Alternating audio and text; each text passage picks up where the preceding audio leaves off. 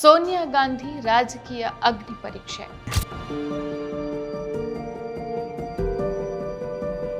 ಇಂದಿರಾ ಗಾಂಧಿ ಹಾಗೂ ರಾಜೀವ್ ಗಾಂಧಿಯವರ ಹತ್ಯೆಯ ನಂತರ ಎದುರಾದ ಸವಾಲುಗಳು.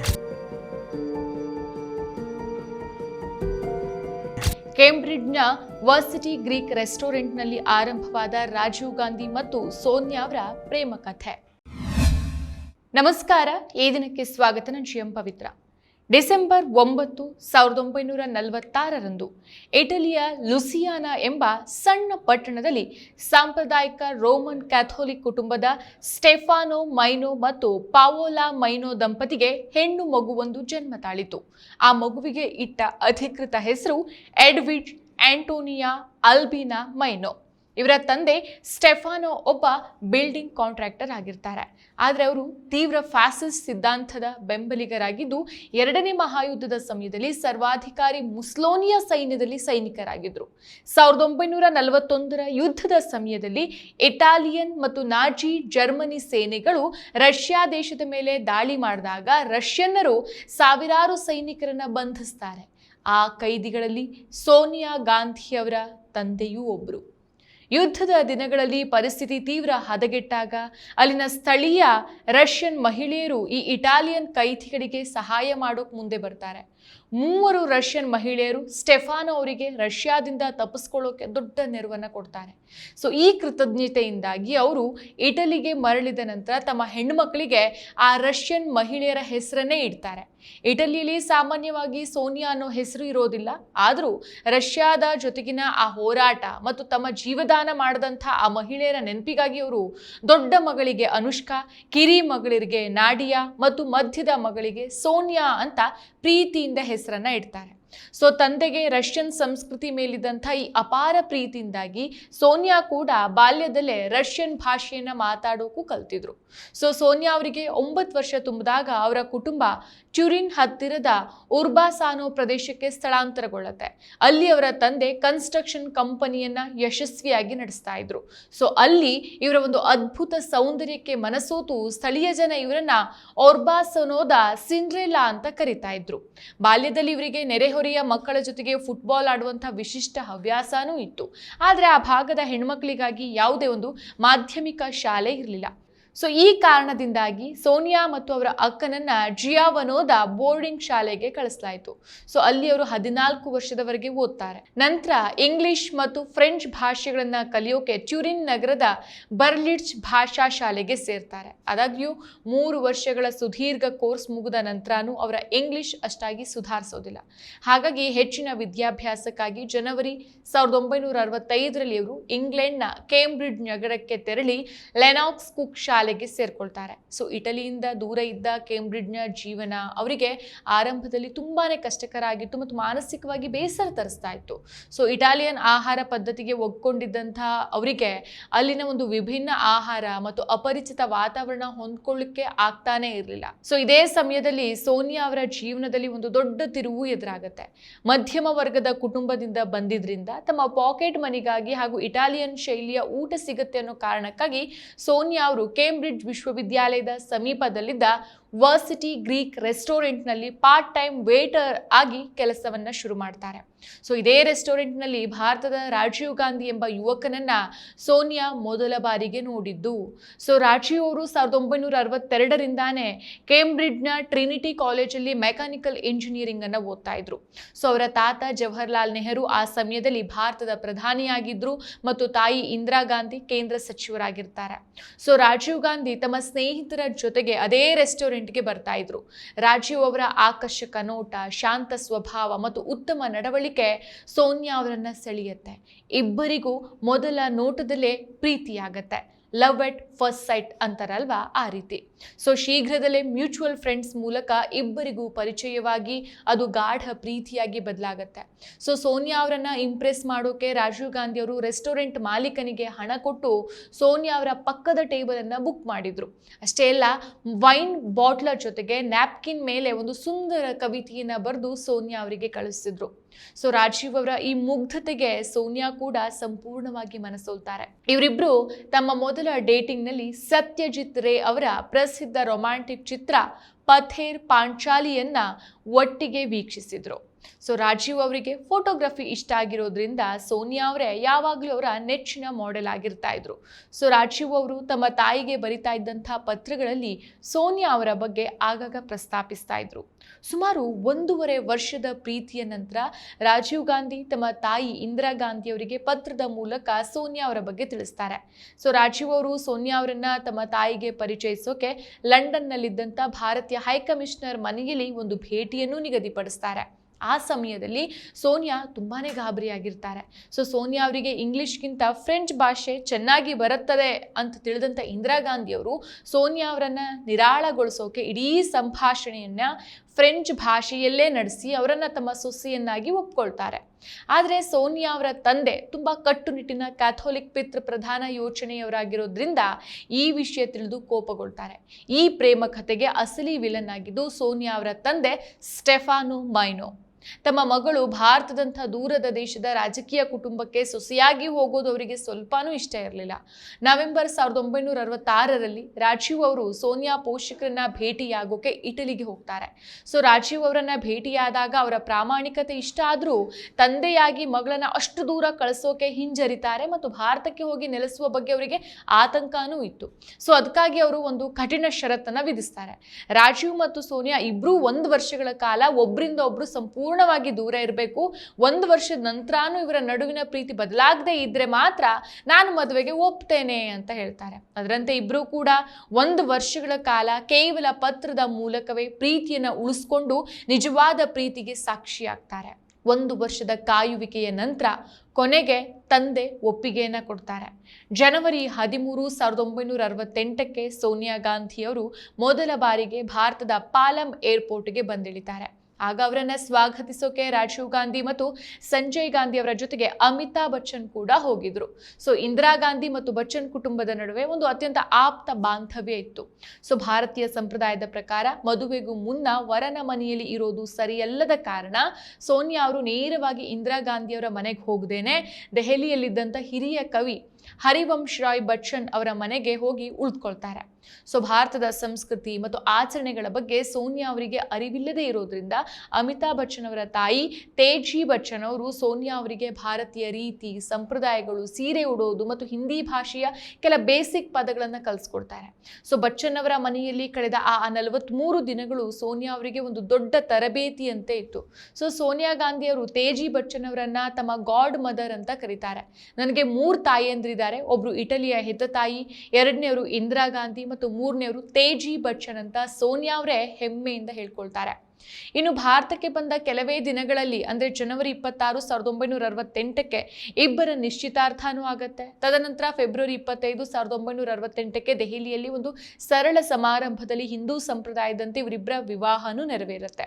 ಇನ್ನು ಮದುವೆಯ ದಿನ ಸೋನಿಯಾ ಅವರು ಇಂದಿರಾ ಗಾಂಧಿ ಅವರು ತಮ್ಮ ಮದುವೆಯಲ್ಲಿ ಹುಟ್ಟಿದ್ದ ಜವಾಹರ್ಲಾಲ್ ನೆಹರು ಅವರು ಸ್ವತಃ ಕೈಯಿಂದ ನೇಯ್ದಿದ್ದಂತಹ ಗುಲಾಬಿ ಬಣ್ಣದ ಖಾದಿ ಸೀರೆಯನ್ನ ಉಡುಗೊರೆಯಾಗಿ ಪಡೆದು ಉಟ್ಕೊಳ್ತಾರೆ. ಸೊ ಸೋನಿಯಾ ಅವರ ತಂದೆಗೆ ಈ ಮದುವೆ ಇಷ್ಟವಿಲ್ಲದ ಕಾರಣ ಅವರು ಸಮಾರಂಭಕ್ಕೆ ಬರೋದಿಲ್ಲ. ಇನ್ನು ಮದುವೆ ನಂತರ ಇಂದಿರಾ ಗಾಂಧಿ ಅವರಿಗೆ ಇಟಾಲಿಯನ್ ಪಾಸ್ತಾ ಮಾಡಿಕೊಟ್ಟು ಸೋನಿಯಾ ಅವರು ತಮ್ಮ ಅತ್ತಿಯನ್ನ ಮೆಚ್ಚಿಸ್ತಾ ಇದ್ರು. ಜೊತೆಗೆ ದೆಹಲಿಯ ನ್ಯಾಷನಲ್ ಮ್ಯೂಸಿಯಂ ಗ್ಯಾಲರಿಯಲ್ಲಿ ಹಳೆಯ ಚಿತ್ರಕಲೆಗಳನ್ನ ಮರುಸ್ಥಾಪಿಸುವಂತಹ ಆರ್ಟ್ ರಿಸ್ಟೋರೇಷನ್ ಕೋರ್ಸ್ ಕೂಡ ಮಾಡಿದ್ರು. ವಿಶೇಷ ಅಂತಂದ್ರೆ ಭಾರತಕ್ಕೆ ಬಂದ ನಂತರ ಇವರಿಗೆ ಹಿಂದಿ ಸಾಹಿತ್ಯದ ಮೇಲೆ ಅಪಾರ ಆಸಕ್ತಿ ಮೂಡುತ್ತೆ ಮತ್ತು ಮುನ್ಷಿ ಪ್ರೇಮ್ಚಂದ್ ಅವರ ಗೋದಾನ್ ಕಾದಂಬರಿ ಇವರ ಅತ್ಯಂತ ನೆಚ್ಚಿನ ಪುಸ್ತಕವಾಗತ್ತೆ. ಸೊ ಸೋನಿಯಾ ಅವರು ಭಾರತೀಯ ಪದ್ಧತಿಗಳನ್ನ ಬೇಗನೆ ಕಲ್ತ್ಕೊಂಡು ಕೌಟುಂಬಿಕ ಜವಾಬ್ದಾರಿಗಳನ್ನ ನಿಭಾಯಿಸೋಕೆ ಶುರು ಮಾಡ್ತಾರೆ. ಇನ್ನು ರಾಜೀವ್ ಗಾಂಧಿ ಅವರು ಆಗ ಪೈಲಟ್ ಆಗಿ ಕೆಲಸ ಮಾಡ್ತಾ ಇದ್ರು. 1970ರ ಜೂನ್ 19ಕ್ಕೆ ಇವರಿಗೆ ರಾಹುಲ್ ಗಾಂಧಿ ಜನಿಸ್ತಾರೆ ಮತ್ತು 2 ವರ್ಷಗಳ ನಂತರ ಅಂದ್ರೆ 1972 ಜನವರಿ 12ಕ್ಕೆ ಪ್ರಿಯಾಂಕಾ ಗಾಂಧಿ ಜನಿಸ್ತಾರೆ.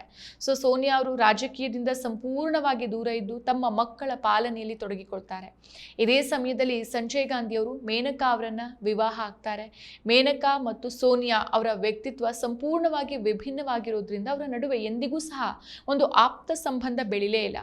ಇನ್ನು ದೇಶದಲ್ಲಿ ತುರ್ತು ಪರಿಸ್ಥಿತಿ, ನಂತರ ಕಾಂಗ್ರೆಸ್ ಸೋಲು ಮತ್ತು ಜನತಾ ಪಕ್ಷದ ಆಡಳಿತದಂತಹ ದೊಡ್ಡ ರಾಜಕೀಯ ಬದಲಾವಣೆಗಳಾಗೋಕೆ ಶುರುವಾಗುತ್ತೆ. ನೆಹರು ಗಾಂಧಿ ಕುಟುಂಬದ ಮೇಲೆ ಭ್ರಷ್ಟಾಚಾರದ ಆರೋಪಗಳನ್ನು ಹೊರಿಸಲಾಯಿತು ಮತ್ತು ರಾಜೀವ್ ಗಾಂಧಿ ಅವರಿಗೆ ಐಟಿ ಹಾಗೂ ಸಿಬಿಐನಿಂದ ತೊಂದರೆಗಳು ಎದುರಾಗೋಕೆ ಶುರುವಾಯಿತು. ಈ ಉದ್ವಿಗ್ನ ವಾತಾವರಣದಿಂದಾಗಿ ರಾಜೀವ್ ಮತ್ತು ಸೋನಿಯಾ ಇಬ್ಬರೂ ಸಹ ರಾಜಕೀಯದಿಂದ ದೂರಾನೇ ಇರೋಕೆ ಬಯಸ್ತಾರೆ. 1979ರಲ್ಲಿ ಜನತಾ ಪಕ್ಷದ ಸರ್ಕಾರ ಪತನಗೊಳ್ಳುತ್ತೆ. ಆದರೆ ಜೂನ್ 23, 1980ರಲ್ಲಿ ಸಂಜಯ್ ಗಾಂಧಿ ಅವರು ವಿಮಾನ ಅಪಘಾತದಲ್ಲಿ ಸಾವನ್ನಪ್ಪಿದ್ದು ಇಡೀ ಕುಟುಂಬಕ್ಕೆ ದೊಡ್ಡ ಆಘಾತವನ್ನು ನೀಡುತ್ತೆ. ಸಂಜಯ್ ಅವರ ಮರಣದ ನಂತರ ರಾಜೀವ್ ರಾಜಕೀಯಕ್ಕೆ ಬರಬೇಕು ಅನ್ನೋ ಒತ್ತಡ ತೀವ್ರವಾಗಿ ಹೆಚ್ಚಾಯಿತು. ಸೋನಿಯಾ ಇದಕ್ಕೆ ತೀವ್ರವಾಗಿ ವಿರೋಧವನ್ನು ವ್ಯಕ್ತಪಡಿಸ್ತಾರೆ. ತಮ್ಮ ಪತಿ ರಾಜಕೀಯಕ್ಕೆ ಬರೋದು ಮತ್ತು ಪ್ರಧಾನಿಯಾಗೋದು ಅವರಿಗೆ ಸ್ವಲ್ಪನೂ ಇಷ್ಟ ಇರಲಿಲ್ಲ. ಗಾಂಧಿ ಕುಟುಂಬದ ಸದಸ್ಯರ ಜೀವಕ್ಕೆ ಇರುವಂಥ ಅಪಾಯದ ಭಯ ಅವರಿಗಿತ್ತು. ಸೊ ಈ ನಿರ್ಧಾರದಿಂದ ತೀವ್ರ ಬೇಸತ್ತು ಅವರು 4 ದಿನಗಳ ಕಾಲ ರೂಮ್ನಿಂದ ಹೊರಗೆ ಬರದೇನೆ ಅತ್ತಿದ್ರು. ಆದರೆ ಅಂತಿಮವಾಗಿ ಮೇ 1981ರಲ್ಲಿ ರಾಜೀವ್ ಗಾಂಧಿ ಅಧಿಕೃತವಾಗಿ ಕಾಂಗ್ರೆಸ್ ಸೇರಿ ಅಮೇಠಿ ಉಪಚುನಾವಣೆಯಲ್ಲಿ ಗೆದ್ದು ಸಂಸದರಾಗ್ತಾರೆ. ಮತ್ತೊಂದು ಕಡೆ ಮೇನಕಾ ಗಾಂಧಿ ಮತ್ತು ಇಂದಿರಾ ಗಾಂಧಿ ನಡುವೆ ಭಿನ್ನಾಭಿಪ್ರಾಯಗಳು ಹೆಚ್ಚಾಗಿ ಮೇನಕಾ ಅವರು ತಮ್ಮ ಮಗ ವರುಣ್ ಅವರ ಜೊತೆಗೆ ಮನೆ ಬಿಟ್ಟು ಹೊರಗೆ ಹೋಗ್ಬಿಡ್ತಾರೆ. 1983ರ ಹೊತ್ತಿಗೆ ಸೋನಿಯಾ ಭಾರತದ ಪೌರತ್ವವನ್ನು ಪಡೆದುಕೊಂಡು ಇಟಲಿ ಪಾಸ್ಪೋರ್ಟನ್ನು ತ್ಯಜಿಸ್ತಾರೆ. 1984ರ ವೇಳೆಗೆ ಪಂಜಾಬ್ನಲ್ಲಿ ಉಗ್ರಗಾಮಿ ಚಟುವಟಿಕೆಗಳು ಹೆಚ್ಚಾಗುತ್ತೆ. ಅಮೃತ್ಸರದ ಸುವರ್ಣ ದೇವಾಲಯದೊಳಗೆ ಅಡಗಿದಂಥ ಉಗ್ರರನ್ನ ಮಟ್ಟ ಹಾಕೋಕೆ ಇಂದಿರಾ ಗಾಂಧಿಯವರು ಆಪರೇಷನ್ ಬ್ಲೂ ಸ್ಟಾರ್ಗೆ ಆದೇಶ ಕೊಡ್ತಾರೆ. ಇದರ ಬೆನ್ನಲ್ಲೇ ಅಕ್ಟೋಬರ್ 31, 1984ಕ್ಕೆ ಇಂದಿರಾ ಗಾಂಧಿಯವರ ಸ್ವಂತ ಅಂಗರಕ್ಷಕರೇ ಅವರನ್ನ ಗುಂಡಿಕ್ಕಿ ಕೊಲೆ ಮಾಡ್ತಾರೆ. ಇನ್ನು ಗುಂಡಿನ ಸದ್ದನ್ನು ಕೇಳಿ ಸೋನಿಯಾ ಓಡ್ ಬಂದಾಗ ಇಂದಿರಾ ರಕ್ತದ ಮಡುವಿನಲ್ಲಿ ಬಿದ್ದಿದ್ರು.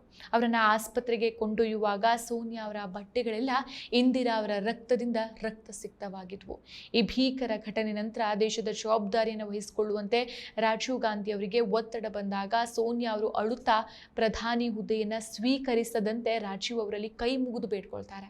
ಆದರೆ ರಾಜೀವ್ ಇದು ನನ್ನ ಕರ್ತವ್ಯ ಅಂತ ಹೇಳಿ ಅಂದೇ ಸಂಜೆ ಪ್ರಧಾನಿಯಾಗಿ ಪ್ರಮಾಣ ವಚನವನ್ನು ಸ್ವೀಕರಿಸ್ತಾರೆ. ನಂತರ ನಡೆದಂಥ 1984ರ ಚುನಾವಣೆಯಲ್ಲಿ ಕಾಂಗ್ರೆಸ್ ಭಾರೀ ಬಹುಮತದ ಜೊತೆಗೆ ಗೆಲ್ಲತ್ತೆ ಮತ್ತು ಅಮೇಠಿಯಲ್ಲಿ ರಾಜೀವ್ ಅವರು ಮೇನಕಾ ಗಾಂಧಿ ವಿರುದ್ಧ ಭಾರೀ ಮತಗಳ ಅಂತರದಿಂದ ಜಯಗಳಿಸ್ತಾರೆ. ಇನ್ನು ಪ್ರಧಾನಿಯಾದ ನಂತರ ರಾಜೀವ್ ಅವರ ಭದ್ರತೆಗಾಗಿ 7 ರೇಸ್ ಕೋರ್ಸ್ ರಸ್ತೆಯ ಹೊಸ ಮನೆಗೆ ಸ್ಥಳಾಂತರಗೊಳ್ಳಲಾಯಿತು. ಸೋನಿಯಾ ಅವರು ರಾಜೀವ್ ಅವರ ಸುರಕ್ಷತೆ ಬಗ್ಗೆ ತುಂಬಾನೇ ಯಾವಾಗಲೂ ತೀವ್ರವಾಗಿ ಚಿಂತಿಸ್ತಾ ಇದ್ರು ಮತ್ತು ಮುಂದೆ 1991ರಲ್ಲಿ ರಾಜೀವ್ ಹತ್ಯೆಯಾದಾಗ ಅವರ ಅಭಯ ನಿಜವಾಗುತ್ತೆ. ಸಾರ್ವಜನಿಕ ರ್ಯಾಲಿಗಳಲ್ಲಿ ಸೋನಿಯಾ ಯಾವಾಗಲೂ ಭಾರತೀಯ ಸಂಪ್ರದಾಯದಂತೆ ಸೀರೆಯ ಸೆರಗಿನಿಂದ ತಲೆಯನ್ನು ಮುಚ್ಚಿಕೊಳ್ತಾ ಇದ್ರು. ಅಕ್ಟೋಬರ್ 2, 1986ಕ್ಕೆ ರಾಜ್ಘಾಟ್ನಲ್ಲಿ ರಾಜೀವ್ ಅವರ ಮೇಲೆ ನಡೆದಂಥ ಗುಂಡಿನ ದಾಳಿ ಮತ್ತು 1987ರಲ್ಲಿ ಶ್ರೀಲಂಕಾ ಪ್ರವಾಸದ ವೇಳೆ ಸೈನಿಕನೊಬ್ಬ ರೈಫಲ್ನಿಂದ ನಡೆಸಿದ ದಾಳಿಯಿಂದ ಕೂದಲೆಳೆ ಅಂತರದಲ್ಲಿ ರಾಜೀವ್ ಪಾರಾಗಿದ್ರು. ಸೊ ಈ ಘಟನೆಗಳು ಸೋನಿಯಾ ಅವರ ಮನಸ್ಸಲ್ಲಿ ಸಾವಿನ ಭಯವನ್ನ ಮತ್ತಷ್ಟು ಹೆಚ್ಚಿಸಿದ್ವು. 1989ರ ಚುನಾವಣೆಯಲ್ಲಿ ಕಾಂಗ್ರೆಸ್ ಬಹುಮತವನ್ನು ಕಳೆದುಕೊಳ್ಳುತ್ತೆ. ತದನಂತರ 1991ರಲ್ಲಿ ಮತ್ತೆ ಲೋಕಸಭಾ ಚುನಾವಣೆ ಘೋಷಣೆ ಆಗುತ್ತೆ. ಈ ಚುನಾವಣೆಯಲ್ಲಿ ರಾಜೀವ್ ಅವರು ದೇಶದಾದ್ಯಂತ ಬಿರುಸಿನ ಪ್ರಚಾರದಲ್ಲಿ ನಿರತರಾಗ್ತಾರೆ. ಆದರೆ ದುರದೃಷ್ಟವಶಾತ್ ಮೇ 21, 1991ರ ರಾತ್ರಿ ತಮಿಳುನಾಡಿನ ಶ್ರೀ ಪೆರಂಬದೂರಿನಲ್ಲಿ ನಡೆದ ಚುನಾವಣಾ ರ್ಯಾಲಿಯಲ್ಲಿ ಶ್ರೀಲಂಕಾದ LTTE ಉಗ್ರಗಾಮಿ ಸಂಘಟನೆಯ ಸೂಸೈಡ್ ಬಾಂಬರ್ ದಾಳಿಗೆ ರಾಜೀವ್ ಗಾಂಧಿ ಬಲಿಯಾಗ್ತಾರೆ. ಸೊ ಸೋನಿಯಾ ಅವರ ಜೀವನದ ಅತ್ಯಂತ ಭಯಾನಕ ಕನಸು ಆ ದಿನ ನಿಜ ಆಗತ್ತೆ. ಕೇವಲ 44ನೇ ವಯಸ್ಸಿನಲ್ಲೇ ಅವರು ತಮ್ಮ ಪತಿಯನ್ನು ಕಳೆದುಕೊಂಡು ವಿಧವೆ ಆಗ್ತಾರೆ. ಕೆಲವೇ ವರ್ಷಗಳ ಅವಧಿಯಲ್ಲಿ ಗಾಂಧಿ ಕುಟುಂಬ ಮೊದಲು ಸಂಜಯ್ ಗಾಂಧಿ, ನಂತರ ಇಂದಿರಾ ಗಾಂಧಿ, ನಂತರ ರಾಜೀವ್ ಗಾಂಧಿ ಅವರನ್ನೂ ಕಳ್ಕೊಂಡು ತೀವ್ರ ಆಘಾತದಲ್ಲಿ ಮುಳುಗಿತು. ರಾಜೀವ್ ಗಾಂಧಿಯವರ ಹತ್ಯೆಯಾದ ತಕ್ಷಣ ಈಗ ಕಾಂಗ್ರೆಸ್ ಪಕ್ಷದ ಚುಕ್ಕಾಣಿಯನ್ನು ಹಿಡಿಯುವವರು ಯಾರು ಅನ್ನೋ ದೊಡ್ಡ ಪ್ರಶ್ನೆ ದೇಶದಾದ್ಯಂತ ಏಳುತ್ತೆ.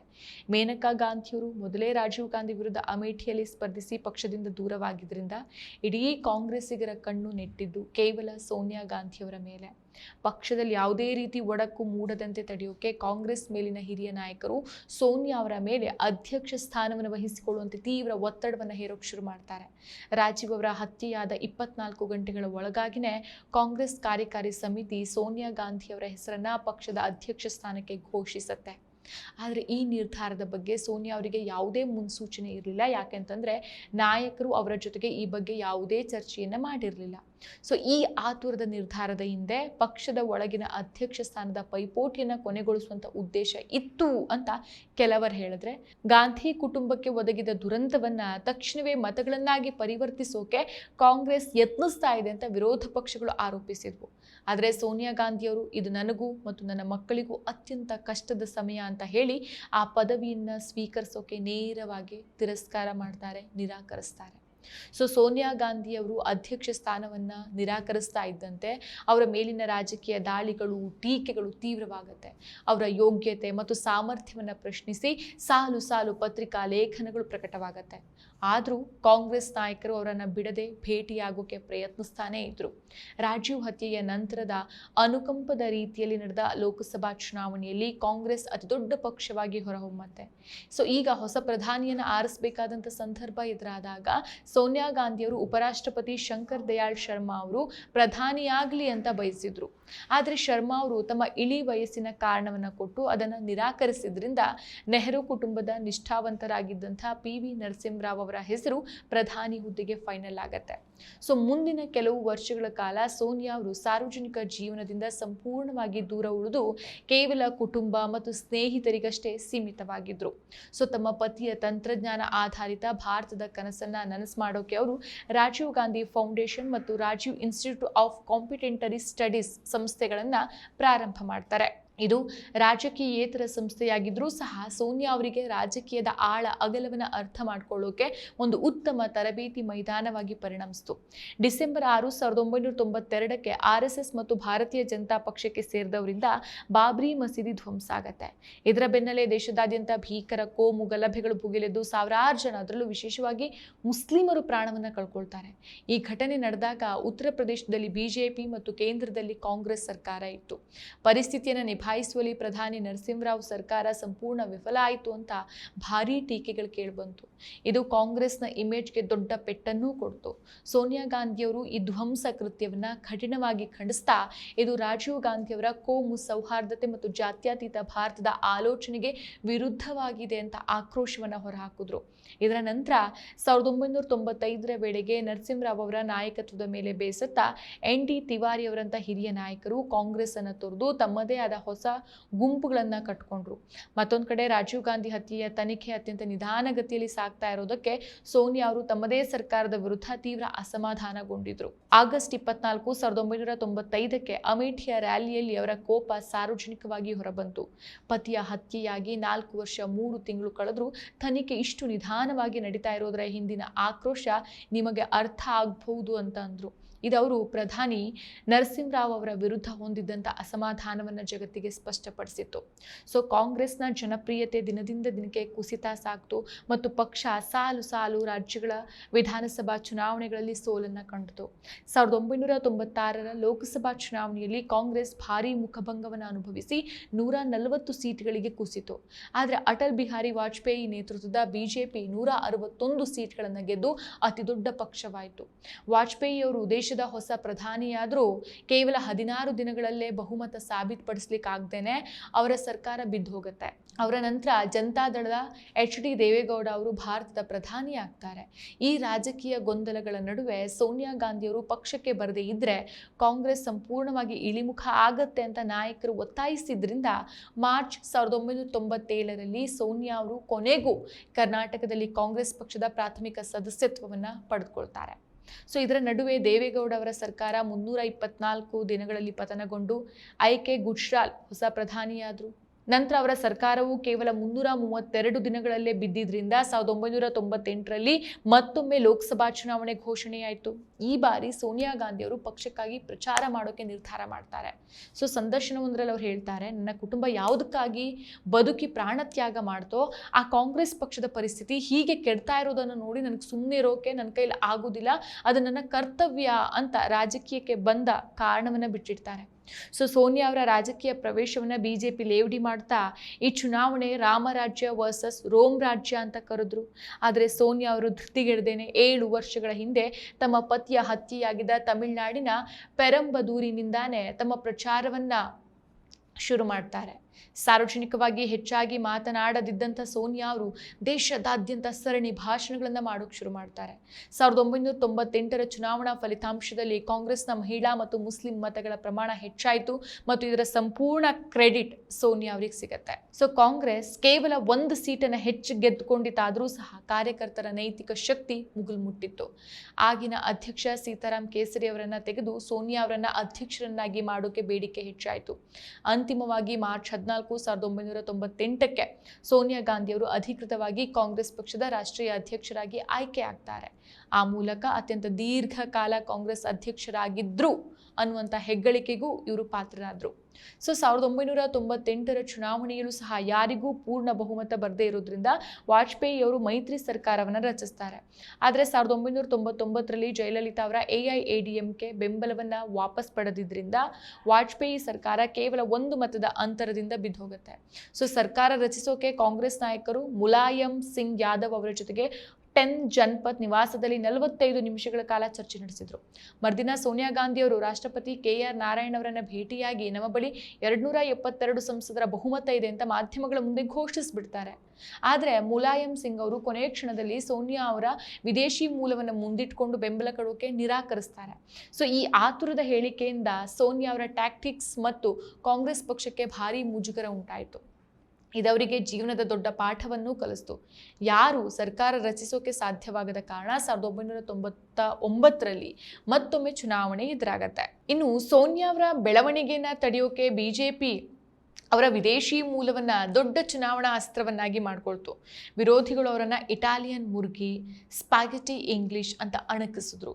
ಬೋಲೋ ಇಟಾಲಿಯನ್, ಖಾವೋ ಪಾಸ್ತಾ ಎಂಬ ಘೋಷಣೆಗಳು ಮೊಳಗಿದ್ವು. ಸ್ವತಃ ಕಾಂಗ್ರೆಸ್ನೊಳಗೆ ಇದ್ದಂಥ ಶರದ್ ಪವಾರ್, PA ಸಂಗ್ಮಾ ಮತ್ತು ತಾರಿಕ್ ಅನ್ವರ್ ಅವರು ಸೋನಿಯಾ ಅವರ ವಿದೇಶಿ ಮೂಲದ ಕಾರಣದಿಂದ ಅವರು ಪ್ರಧಾನಿಯಾಗೋಕೆ ಸಾಧ್ಯ ಇಲ್ಲ ಅಂತ ಧ್ವನಿ ಎತ್ತಿದ್ರು. ಇದರಿಂದ ತೀವ್ರ ನೊಂದಂಥ ಸೋನಿಯಾ ಅವರು ಅಧ್ಯಕ್ಷ ಸ್ಥಾನಕ್ಕೆ ರಾಜೀನಾಮೆ ಕೊಟ್ಟರು. ಆದರೆ ದೇಶದಾದ್ಯಂತ ಕಾರ್ಯಕರ್ತರು ದೆಹಲಿಗೆ ಧಾವಿಸಿ ತೀವ್ರವಾಗಿ ಪ್ರತಿಭಟನೆ ನಡೆಸಿದಾಗ ಸೋನಿಯಾ ಅವರು ಮರಳಿ ಬಂದು ತಮ್ಮನ್ನ ವಿರೋಧಿಸಿದವರನ್ನ ಪಕ್ಷದಿಂದ ಹೊರಹಾಕಿದ್ರು. ಸೊ ಈ ಹೊರಹಾಕಲ್ಪಟ್ಟ ನಾಯಕರು ಸೇರಿ ರಾಷ್ಟ್ರವಾದಿ ಕಾಂಗ್ರೆಸ್ ಪಕ್ಷ NCPಯನ್ನು ಸ್ಥಾಪಿಸ್ತಾರೆ. ಸೊ 1999ರ ಚುನಾವಣೆಯಲ್ಲಿ ಸೋನಿಯಾ ಗಾಂಧಿಯವರು ಉತ್ತರ ಪ್ರದೇಶದ ಅಮೇಠಿ ಮತ್ತು ಕರ್ನಾಟಕದ ಬಳ್ಳಾರಿ ಎರಡೂ ಕ್ಷೇತ್ರಗಳಿಂದ ಸ್ಪರ್ಧಿಸಿ ಭಾರೀ ಜಯವನ್ನು ಸಾಧಿಸ್ತಾರೆ. ಸೊ ಬಳ್ಳಾರಿಯಲ್ಲಿ ಬಿಜೆಪಿಯ ಹಿರಿಯ ನಾಯಕಿ ಸುಷ್ಮಾ ಸ್ವರಾಜ್ ಅವರನ್ನು ಸೋಲಿಸ್ತಾರೆ. ಸೊ ಅಂತಿಮವಾಗಿ ಅವರು ಅಮೇಠಿ ಕ್ಷೇತ್ರವನ್ನು ಉಳಿಸ್ಕೊಳ್ತಾರೆ. ಸೊ ಈ ಚುನಾವಣೆಯಲ್ಲಿ ಕಾಂಗ್ರೆಸ್ 114 ಸೀಟ್ಗಳಿಗೆ ಕುಸಿಯತ್ತೆ ಮತ್ತು ವಾಜಪೇಯಿ ಅವರು ಮತ್ತೆ ಪ್ರಧಾನಿಯಾಗ್ತಾರೆ. ಸೋನಿಯಾ ಗಾಂಧಿ ಅವರು ಲೋಕಸಭೆಯ ವಿರೋಧ ಪಕ್ಷದ ನಾಯಕಿಯಾಗಿ ಆಯ್ಕೆ ಆಗ್ತಾರೆ. 2004ರ ಚುನಾವಣೆಗೂ ಮುನ್ನ ಸೋನಿಯಾ ಅವರು ಯುವ ನಾಯಕರನ್ನ ಪಕ್ಷಕ್ಕೆ ತಂದು ಜವಾಬ್ದಾರಿ ನೀಡುವ ಮೂಲಕ ಕಾಂಗ್ರೆಸ್ ಅನ್ನು ಬಲಪಡಿಸ್ತಾರೆ.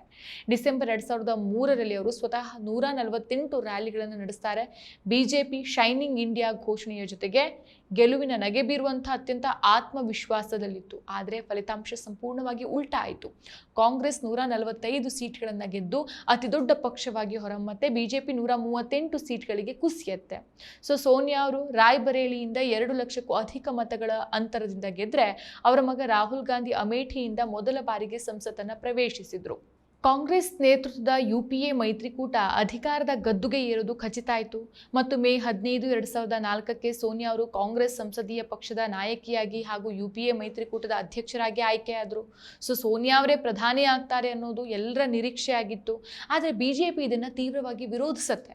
ಸೊ ಬಿಜೆಪಿಯ ಸುಷ್ಮಾ ಸ್ವರಾಜ್ ಅವರು ತೀವ್ರವಾಗಿ ಆಕ್ರೋಶದಿಂದ ಹೇಳ್ತಾರೆ, ಸೋನಿಯಾ ಅವರೇನಾದರೂ ಪ್ರಧಾನಿ ಆದರೆ ನಾನು ತಲೆಯನ್ನು ಬೋಳಿಸ್ಕೊಂಡು ಬಿಳಿ ಸೀರೆ ಉಟ್ಕೊಂಡು ನೆಲದ ಮೇಲೆ ಮಲ್ಕೊಂಡು ಹುರಿದ ಕಡಲೆ ತಿನ್ನುತ್ತಾ ಭಿಕ್ಷುಣಿಯಂತೆ ಬದುಕ್ತೇನೆ ಅಂತ ಭೀಕರ ಪ್ರತಿಜ್ಞೆಯನ್ನು ಮಾಡ್ತಾರೆ. ಭಾರಿ ವಿರೋಧ ಮತ್ತು ದೇಶದಾದ್ಯಂತ ನಡೆದಂಥ ಭಾರೀ ರಾಜಕೀಯ ಡ್ರಾಮಾದ ನಡುವೆ ಸೋನಿಯಾ ಗಾಂಧಿಯವರು ತಮ್ಮ ಅಂತರಾತ್ಮದ ಧ್ವನಿಯನ್ನು ಕೇಳಿ ಪ್ರಧಾನಿ ಹುದ್ದೆಯನ್ನು ತ್ಯಾಗ ಮಾಡುವುದಾಗಿ ಘೋಷಿಸ್ತಾರೆ. ಅವರು ದೇಶದ ಜವಾಬ್ದಾರಿಯನ್ನು ಅತ್ಯಂತ ಪ್ರಾಮಾಣಿಕ ಮತ್ತು ಸಮರ್ಥ ಆರ್ಥಿಕ ತಜ್ಞರಾದ ಡಾಕ್ಟರ್ ಮನಮೋಹನ್ ಸಿಂಗ್ ಅವರ ಕೈಗೆ ಒಪ್ಪಿಸಿದ್ರು. ಮನಮೋಹನ್ ಸಿಂಗ್ ಅವರಿಗೆ ಯಾವುದೇ ರಾಜಕೀಯ ಮಾಸ್ ಬೇಸು ಅಥವಾ ಸ್ವಂತ ಸೀಟ್ ಇಲ್ಲದ ಕಾರಣ ಅವರು ಸೋನಿಯಾ ಅವರ ಬೆಂಬಲದ ಮೇಲೇನೆ ಅವಲಂಬಿತರಾಗಿರಬೇಕಾಗಿತ್ತು. ಸೊ ಇದರಿಂದ ಸೋನಿಯಾ ಅವರಿಗೆ ಯಾವುದೇ ರಾಜಕೀಯ ಅಪಾಯ ಇರಲಿಲ್ಲ ಅನ್ನೋದು ಕೆಲವು ರಾಜಕೀಯ ವಿಶ್ಲೇಷಕರ ವಿಶ್ಲೇಷಣೆ. ಸೊ ಜೂನ್ 2004ರಲ್ಲಿ ಸೋನಿಯಾ ಗಾಂಧಿ ಅವರು ನಾಗರಿಕ ಸಮಾಜದ ತಜ್ಞರನ್ನ ಒಳಗೊಂಡ ರಾಷ್ಟ್ರೀಯ ಸಲಹಾ ಮಂಡಳಿ NACಯನ್ನು ರಚಿಸಿ ಅದರ ಅಧ್ಯಕ್ಷರಾಗ್ತಾರೆ. ಸರ್ಕಾರಕ್ಕೆ ಸಾಮಾಜಿಕ ನೀತಿಗಳನ್ನು ರೂಪಿಸಿಕೊಡುವುದು ಇದರ ಪ್ರಮುಖ ಕೆಲಸ ಆಗಿತ್ತು. ಆದರೆ ಸಂಸದರಾಗಿದ್ದುಕೊಂಡು ಈ ಲಾಭದಾಯಕ ಹುದ್ದೆ ವಹಿಸಿಕೊಂಡಿದ್ದಾರೆ ಅಂತ ಬಿಜೆಪಿ ಆರೋಪಿಸಿ ಅವರನ್ನ ಲೋಕಸಭೆಯಿಂದ ಅನರ್ಹಗೊಳಿಸೋಕೆ ಮುಂದಾದಾಗ ಸೋನಿಯಾ ಅವರು ತಕ್ಷಣವೇ ಈ NAC ಅಧ್ಯಕ್ಷ ಸ್ಥಾನ ಹಾಗೂ ರಾಯ್ಬರೇಲಿ ಸಂಸದ ಸ್ಥಾನ ಎರಡಕ್ಕೂ ಸಹ ರಾಜೀನಾಮೆ ಕೊಟ್ಬಿಡ್ತಾರೆ. ತಾವು ಸ್ವಾರ್ಥಕ್ಕಾಗಿ ರಾಜಕೀಯಕ್ಕೆ ಬಂದಿಲ್ಲ ಅಂತ ಸಾರ್ಧಂತ ಅವರು ನಂತರ ನಡೆದಂತಹ ರಾಯ್ಬರೇಲಿ ಉಪಚುನಾವಣೆಯಲ್ಲಿ 4 ಲಕ್ಷಕ್ಕೂ ಅಧಿಕ ಮತಗಳ ಅಂತರದಿಂದ ಗೆದ್ದು ಬರ್ತಾರೆ. ಮುಂದೆ ಜಂಟಿ ಸಂಸದೀಯ ಸಮಿತಿ NAC ಹುದ್ದೆಯನ್ನ ಲಾಭದಾಯಕ ಹುದ್ದೆಯಲ್ಲ ಅಂತ ಘೋಷಿಸಿದ ನಂತರ ಅವರು ಮತ್ತೆ NAC 2ರ ಅಧ್ಯಕ್ಷರಾಗ್ತಾರೆ. ಸೊ ಸೋನಿಯಾ ಅವರ ನೇತೃತ್ವದ NAC ದೇಶದ ಇತಿಹಾಸದಲ್ಲಿ ಅತ್ಯಂತ ಪ್ರಮುಖವಾದ 4 ಐತಿಹಾಸಿಕ ಕಾಯ್ದೆಗಳನ್ನು ತರುವಲ್ಲಿ ಪ್ರಮುಖ ಪಾತ್ರವನ್ನು ವಹಿಸಿತ್ತು. ಮೊದಲನೇದು RTI ಕಾಯ್ದೆ, ಮಾಹಿತಿ ಹಕ್ಕು ಕಾಯ್ದೆ. ನೆಕ್ಸ್ಟ್ ನರೇಗಾ, ಇದು ಗ್ರಾಮೀಣ ಉದ್ಯೋಗ ಖಾತ್ರಿ ಯೋಜನೆ. ನೆಕ್ಸ್ಟ್ ಆಹಾರ ಭದ್ರತಾ ಕಾಯ್ದೆ, ಇದು ಬಡವರಿಗೆ ಉಚಿತ ಪಡಿತರವನ್ನು ಕೊಡೋದು. ಇನ್ನು ಶಿಕ್ಷಣ ಹಕ್ಕು ಕಾಯ್ದೆ, ಮಕ್ಕಳಿಗೆ ಉಚಿತ ಮತ್ತು ಕಡ್ಡಾಯ ಶಿಕ್ಷಣವನ್ನ ಕೊಡೋದು. ಅಷ್ಟೇ ಅಲ್ಲ, ಮಹಿಳೆಯರಿಗೆ ರಾಜಕೀಯದಲ್ಲಿ ಮೀಸಲಾತಿ ನೀಡುವ ಮಹಿಳಾ ಮೀಸಲಾತಿ ಬಿಲ್ಲನ್ನು 2008ರಲ್ಲಿ ರಾಜ್ಯಸಭೆಯಲ್ಲಿ ಪಾಸ್ ಮಾಡಿಸುವಲ್ಲಿ ಅವರು ಯಶಸ್ವಿ ಆಗ್ತಾರೆ. ಆದರೆ ಲೋಕಸಭೆಯಲ್ಲಿ ಪೂರ್ಣ ಬಹುಮತ ಇಲ್ಲದೆ ಇರೋ ಕಾರಣಕ್ಕೆ ಅದಲ್ಲಿ ಪಾಸ್ ಆಗೋದಿಲ್ಲ. ಸೊ 2009ರ ಲೋಕಸಭಾ ಚುನಾವಣೆಯಲ್ಲಿ UPA ಮೈತ್ರಿಕೂಟ ಭರ್ಜರಿ ಜಯವನ್ನು ಗಳಿಸುತ್ತೆ. ಕಾಂಗ್ರೆಸ್ ತನ್ನ ಸೀಟ್ಗಳನ್ನು 206ಕ್ಕೆ ಹೆಚ್ಚಿಸಿಕೊಳ್ಳುತ್ತೆ. ಇದು 1991ರ ನಂತರ ಅತಿ ದೊಡ್ಡ ದಾಖಲೆ ಆಗೋಗ್ಬಿಡುತ್ತೆ. ಸೊ ಮನಮೋಹನ್ ಸಿಂಗ್ ಅವರು 2ನೇ ಬಾರಿಗೆ ಪ್ರಧಾನಿಯಾದರು ಮತ್ತು ಸೋನಿಯಾ ಗಾಂಧಿ ಅವರು 3ನೇ ಬಾರಿಗೆ ಸಂಸದರಾಗಿ ಆಯ್ಕೆಯಾಗಿ ಪಕ್ಷದಲ್ಲಿ ತಮ್ಮ ಸ್ಥಾನವನ್ನು ಇನ್ನಷ್ಟು ಗಟ್ಟಿ ಮಾಡಿಕೊಂಡ್ರು. 2013ರ ವೇಳೆಗೆ ಅವರು ಸತತ 15 ವರ್ಷಗಳ ಕಾಲ ಕಾಂಗ್ರೆಸ್ ಅಧ್ಯಕ್ಷರಾಗಿ ಸೇವೆಯನ್ನು ಸಲ್ಲಿಸಿದ ಮೊದಲ ನಾಯಕಿಯನ್ನು ಹೆಗ್ಗಳಿಕೆಗೆ ಪಾತ್ರರಾಗ್ತಾರೆ. ಇದೇ ವರ್ಷ ಸುಪ್ರೀಂ ಕೋರ್ಟ್ ಸಮಲಿಂಗ ಸಂಬಂಧವನ್ನ ಕಾನೂನು ಬಾಹಿರ ಅಂತ ತೀರ್ಪು ನೀಡಿದಾಗ ಸಂವಿಧಾನ ಪ್ರತಿಯೊಬ್ಬರಿಗೂ ಸಹ ವೈಯಕ್ತಿಕ ಸ್ವಾತಂತ್ರ್ಯವನ್ನ ನೀಡಿದೆ ಅಂತ ಹೇಳಿ ಸೋನಿಯಾ ಅವರು LGBT ಸಮುದಾಯದ ವೈಯಕ್ತಿಕ ಸ್ವಾತಂತ್ರ್ಯದ ಪರವಾಗ್ಲೂ ಸಹ ಬಹಿರಂಗವಾಗಿ ಧ್ವನಿಯನ್ನ ಎತ್ತಿದ್ರು. ಆದರೆ UPA 2 ಸರ್ಕಾರದ ಅವಧಿಯಲ್ಲಿ ಸಾಲು ಸಾಲು ಭ್ರಷ್ಟಾಚಾರದ ಹಗರಣಗಳು ಹೊರಬರೋಕೆ ಶುರುವಾಯಿತು. ಅಣ್ಣಾ ಹಜಾರೆ ಅವರ ಆಂದೋಲನ, ಬಾಬಾ ರಾಮದೇವ್ ಅವರ ಪ್ರತಿಭಟನೆಗಳು ಸರ್ಕಾರದ ವಿರುದ್ಧ ದೇಶದಾದ್ಯಂತ ತೀವ್ರವಾಗಿ ಒಂದು ನೆಗೆಟಿವ್ ವಾತಾವರಣವನ್ನು ಸೃಷ್ಟಿಸಿದ್ವು. ಇದೇ ಸಮಯದಲ್ಲಿ BJP ನರೇಂದ್ರ ಮೋದಿ ಅವರನ್ನ ಪ್ರಧಾನಿ ಅಭ್ಯರ್ಥಿಯನ್ನಾಗಿ ಘೋಷಿಸಿ ಭಾರೀ ಪ್ರಚಾರವನ್ನ ಮಾಡಿತು. 2014ರ ಫಲಿತಾಂಶ ಬಂದಾಗ ಕಾಂಗ್ರೆಸ್ ತನ್ನ ಇತಿಹಾಸದಲ್ಲಿ ಅತ್ಯಂತ ಕನಿಷ್ಠ ಅಂದರೆ ಕೇವಲ 44 ಸೀಟ್ಗಳಿಗೆ ಕುಸಿತು ಮತ್ತು BJP 282 ಸೀಟ್ಗಳ ಜೊತೆಗೆ ಭರ್ಜರಿ ಬಹುಮತವನ್ನು ಪಡೆದು ನರೇಂದ್ರ ಮೋದಿ ದೇಶದ ಪ್ರಧಾನಿಯಾದರು. ಸೊ ಕಾಂಗ್ರೆಸ್ ಅಧಿಕೃತ ವಿರೋಧ ಪಕ್ಷದ ಸ್ಥಾನವನ್ನು ಪಡೆಯೋಬೇಕಾದಂತಹ ಕನಿಷ್ಠ 55 ಸೀಟ್ಗಳನ್ನು ಸಹ ಗೆಲ್ಲಲಿಕ್ಕಾಗಲಿಲ್ಲ. ಸೊ ಇದರ ಜೊತೆಗೆ ಸೋನಿಯಾ ಗಾಂಧಿಯವರ ಮೇಲೆ ಹಳೆಯ ಮತ್ತು ಹೊಸ ವಿವಾದಗಳ ಕಾನೂನಿನ ತೂಗುಗತ್ತಿ ಜೋಲಾಡೋಕೆ ಶುರುವಾಯಿತು. 1980ರ ಭಾರತದ ಮತದಾರರ ಪಟ್ಟಿಯಲ್ಲೇ ಸಫ್ದರ್ಜಂಗ್ ರಸ್ತೆಯ ಇಂದಿರಾ ಗಾಂಧಿಯವರ ಅಧಿಕೃತ ವಿಳಾಸದಲ್ಲಿ ಸೋನಿಯಾ ಅವರ ಹೆಸರು ನೋಂದಣಿಯಾಗಿತ್ತು ಅನ್ನೋದು ದೊಡ್ಡ ವಿವಾದಕ್ಕೆ ಕಾರಣ ಆಯಿತು. ಸೊ ಪ್ರಸ್ತುತ ವಯೋಸಹಜ ಆರೋಗ್ಯದ ಸಮಸ್ಯೆಗಳು ಹೆಚ್ಚಾದ ಕಾರಣಕ್ಕೆ 2016ರ ಹೊತ್ತಿಗೆ ಇವರು ಅಂದರೆ ಸೋನಿಯಾ ಗಾಂಧಿಯವರು ಅನಾರೋಗ್ಯದ ಕಾರಣದಿಂದಾಗಿ ಚುನಾವಣಾ ರ್ಯಾಲಿಗಳಲ್ಲಿ ಭಾಗವಹಿಸುವುದನ್ನು ಸಂಪೂರ್ಣವಾಗಿ ನಿಲ್ಲಿಸಿದ್ರು. ನಂತರ ಅವರು ಕಾಂಗ್ರೆಸ್ ಅಧ್ಯಕ್ಷ ಸ್ಥಾನದ ಜವಾಬ್ದಾರಿಯನ್ನು ರಾಹುಲ್ ಗಾಂಧಿ ಅವರಿಗೆ ಹಸ್ತಾಂತರಿಸಿ ಸಕ್ರಿಯ ರಾಜಕೀಯದಿಂದ ದೂರ ಉಳಿದಿದ್ದಾರೆ. ಸದ್ಯಕ್ಕೆ ಅವರು ರಾಜ್ಯಸಭಾ ಸದಸ್ಯರಾಗಿದ್ದಾರೆ. ಸೊ ಒಂದು ಕಾಲದಲ್ಲಿ ರಾಜಕೀಯದ ನೆರಳನ್ನೂ ಇಷ್ಟಪಡದ ತಮ್ಮ ಪತಿ ರಾಜಕೀಯಕ್ಕೆ ಬರೋದನ್ನ ತೀವ್ರವಾಗಿ ವಿರೋಧಿಸಿ ಕಣ್ಣೀರಿಟ್ಟಿದ್ದಂಥ ಇಟಲಿ ಮೂಲದ ಸೋನಿಯಾ ಮೈನೋ ಗಾಂಧಿ ಕುಟುಂಬದಲ್ಲಿ ಸಂಭವಿಸಿದ ಸರಣಿ ದುರಂತ ಮತ್ತು ಅನಿವಾರ್ಯ ರಾಜಕೀಯ ಪರಿಸ್ಥಿತಿಗಳಿಂದಾಗಿ ಭಾರತೀಯ ರಾಜಕೀಯದ ಇತಿಹಾಸದಲ್ಲಿ ಅತ್ಯಂತ ಪ್ರಭಾವಶಾಲಿ ಮತ್ತು ಶಕ್ತಿಶಾಲಿ ಮಹಿಳಾ ನಾಯಕಿಯಾಗಿ ಹೊರಹೊಮ್ಮಿದ್ದು ಜಗತ್ತಿನ ರಾಜಕೀಯ ಇತಿಹಾಸದಲ್ಲೇ ಒಂದು ರೋಚಕ ಅಧ್ಯಾಯವಾಗಿದೆ. ಮತ್ತಷ್ಟು ವಿಶೇಷ ವಿಡಿಯೋಗಳನ್ನು ನೋಡಲು ಮತ್ತು ಹೊಸ ವಿಡಿಯೋಗಳ ಬಗ್ಗೆ ತಿಳಿಯಲು ಈ ದಿನ .com ಯೂಟ್ಯೂಬ್ ಚಾನೆಲ್ ಸಬ್ಸ್ಕ್ರೈಬ್ ಮಾಡಿ ಮತ್ತು ಬೆಲ್ ಐಕಾನ್ ಕ್ಲಿಕ್ ಮಾಡಿ.